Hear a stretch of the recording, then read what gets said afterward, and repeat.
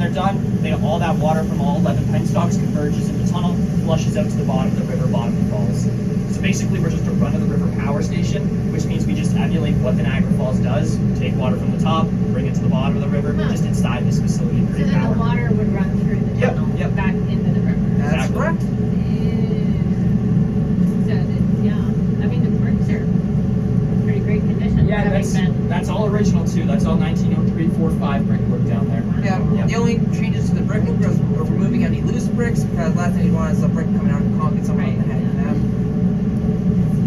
And they just clean them up a little bit too because they were full of like green, like algae sludge kind of thing. But we didn't want you to walk water down. running all through there. Exactly. And then made a safe walkway.